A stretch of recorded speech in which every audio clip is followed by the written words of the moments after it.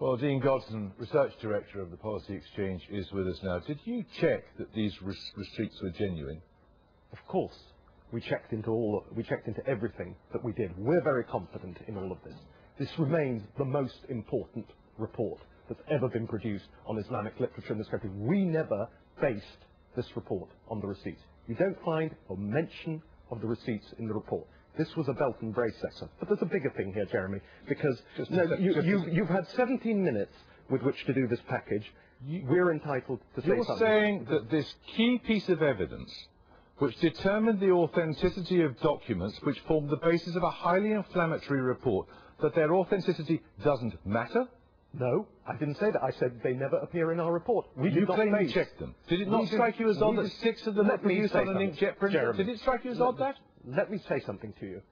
This report remains the best of it. It was reported everywhere. It was reported. The fact that it was reported everywhere has nothing to do with whether it was accurate or not, does it? Your editor, Peter Barron, made a disastrous editorial misjudgment bottling out of publishing this report. I'll tell you why he didn't publish it. He didn't publish it for the very reasons just adduced, which is to say that there are serious doubts about the authenticity of the receipts upon which this evidence is supposedly based. That's why. Let me tell you something. They are not, as you can see yourself, they are not denying for one moment this list. Look at the Wickham Centre. Here is the book they have. Women Who Deserve to Go to Hell. They don't deny it. This is the important issue. No, they do deny it. Again, that is no, they're not. He said it's on the shelf. No, Jeremy, you're not in command of the facts. One man said that it was indeed. That particular book, I believe, was on sale at his particular institution. The others deny it. Well, let's go through it. Let's go through it case by case, because we'll rebut it. All right, let's go through it case by case. How is it that 2 receipts from institutions 10 miles apart are produced by someone with the same handwriting? Well, your graphologist states in her report, which we have seen, that in fact there is no such certainty. The sample is way too small. They were produced by entirely different teams of researchers. Can you explain to us how it is that a receipt from an institution in High Wycombe appears to have been produced at the same time and in the same place as a receipt from an institution in Parsons Green 40 miles away? Neither of these institutions deny the literature concern, nor does the one in Parsons Green. That's not my question. My question is about the authenticity of the receipt. I'm coming on to that.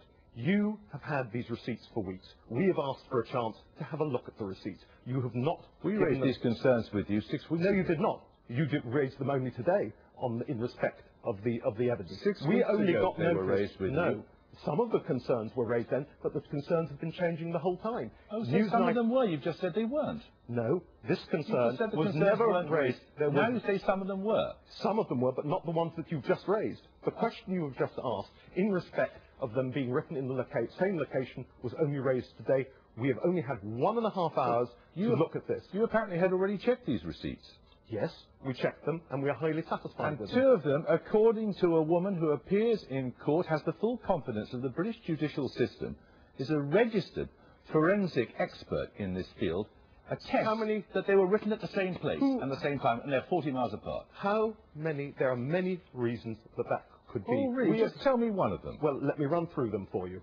First of all, we have only had 1.5 hours in which to respond to this masterpiece. Well, it is a great deal to do with it, because it has a great deal to do with the shoddy methodology, which has been characterised Newsnight's entire conduct. There is nothing shoddy about this. You had there a woman recognised by the English legal system saying that they were at the same time and same place. And it is normal in these cases to double-check the matter and to check more than one opinion. Why have you not checked it? What is the answer? How many of these other... How many receipts have you had a chance to look through? We have checked them, we are satisfied with them, but we do not base our report on the receipts. We base our report upon witness statements. So you also did your own forensic analysis, did you? No, we don't do forensic analysis. We can't be. You don't do forensic analysis very often for your reports either. We have a quite different approach. We have the witness evidence of these books being seen by our researchers, and the vast bulk of them being seen by, of course, is not the same. They are attesting they are on sale on the websites. They are on sale on the websites of these mosques. Websites are another matter. You are claiming that you had evidence that these books have been bought in these mosques. Yes, and they're not that evidence is quite clearly, in expert opinion, fabricated. No, we do not accept that for one moment. We need to have a proper analysis of our own. We look at all allegations seriously, but we do not regard there's anything has been proven here. It didn't strike you as the slightest bit odd that there should have been at least 5 of these receipts produced on inkjet printers rather than the sort of receipts you'd expect to find? Since when is there anything in Sharia law about receipts not being produced on inkjet printers by mosques, many of whose authorities, including, it might be added, Al-Manar, do not deny in their own testimony to you, Newsnight, in the aborted broadcast, which you did not produce, Al-Manar do not deny that they have a problem with rogue sellers. They specifically told it to your reporter, Richard Watson. And that would be the explanation, would it, for the fact that these receipts have the wrong addresses on them, 4 of them? You will have to ask those who supplied those within the Then you mosque. apparently checked these receipts so you would know that they were the wrong addresses. No, we didn't. They were supplied by people within the mosques. The mosques acknowledge, with Al-Manar in particular, they have a problem with rogue sellers. The mosques deny it.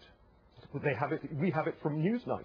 We have it in your draft broadcast of the 29th of October by Richard Watson. You have the material on camera in your own archive. Well, of course, the way to settle this would be obviously to talk to the researchers, wouldn't it? Absolutely. Will you facilitate that? Well, they have been facilitated. They've spoken to Peter Barron. They've spoken no, to they haven't. Yes, they have. I was a witness to it, Jeremy. You've been misbriefed. I was a witness to it with a whole stack of other people. There Peter were Barron has spoken how many researchers to one. were there? There were 8 researchers. And they've all spoken to the editor of Newsnight, No, have they? they were brought on. The Just one what you in said. question was brought on. One researcher. Yes, spoke. that was the one he asked to speak to, and he was brought on. We then brought another one on. We have cross-examined We've them asked to ourselves. speak to all the researchers. Yes, but these people are under threat. You have yourself described So how... you just said they spoke to the editor of Newsnight. Yes, I've but asked they you now are- if we can speak to them, and you say, no, we can't. Well, it's pretty understandable, isn't it? You've heard of somebody called Salman Rushdie, It's- and they've seen how leaky Newsnight is. They saw how your report... understandable, but it is not consistent with your claim that they've spoken to the editor of this program. Yes, I listened to one of them No, speak to the one- and one of the other ones has one spoken person. to Richard Watson. So, in fact, the idea that we've been sheltering these people from Newsnight is nonsense, but they are quite rightly reluctant to come and talk to your reporters when you have turned out, Newsnight has turned out to be such a massively leaky vessel. There were exclusive reports leaking to the Sunday Times beforehand, to the Asian online network. Come on, this is a very leaky vessel. Nobody would want to take... Those are accusations you cannot prove, and we would deny. Sorry, I have it. I can prove it. Hang on, because I have it on the record. We're from not the Sunday people who Times. produce something which I have it turns on the out to record. be based on dodgy evidence, like this report of yours.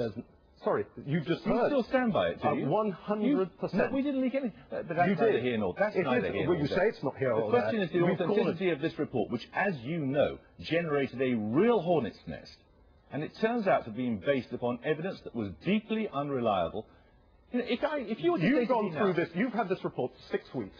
Yes. You've found paltry amounts Hang on a of second. evidence. You've had this report. How many for mosques 6 weeks. did you actually find evidence We in, visited according a to you? total of 100 mosques. Yes, and in how many did you claim to find evidence of this literature And being in 26 disseminated? we have. 26 you claim you Right. found it. And in 6 of those we have found evidence that the receipts are unreliable. And you've also found the evidence that they cannot deny the literature. Look at the gentleman there from the Tawhid Mosque denying the connection with the literature. This is When just- when your receipt, which you yourself show on the programme, shows an intimate connection between Tawhid Mosque and the bookshop next door. Intimate connection. The books are all written by somebody called Sheikh Abdullah bin Baz, who is the founder of the mosque. The leading scholar of the mosque, Suhaib Hassan, is a pupil of bin Baz. Bin Baz is one of the main This is neither here nor there. The question is the authenticity of your evidence. The issue is community cohesion in this country. The issue is the literature that is freely available. And your in report too many has of these- contributed, has it, to community cohesion in this country?